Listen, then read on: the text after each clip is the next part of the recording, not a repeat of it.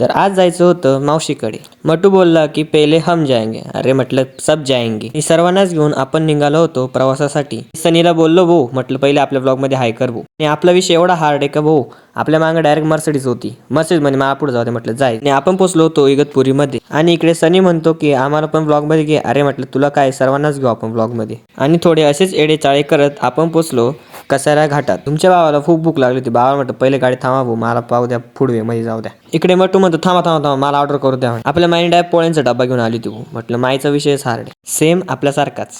मग मस्तपैकी शेवभाजी खाल्ली, परत निघालो प्रवासासाठी. इकडे डायरेक्ट मटूने कपडेच काढून टाकले होते. मी तर फुल प्रवासाचा आनंद घेत होतो.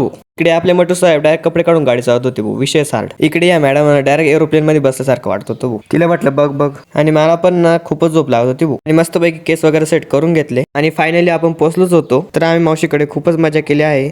पार्ट 2 नक्कीच बघा.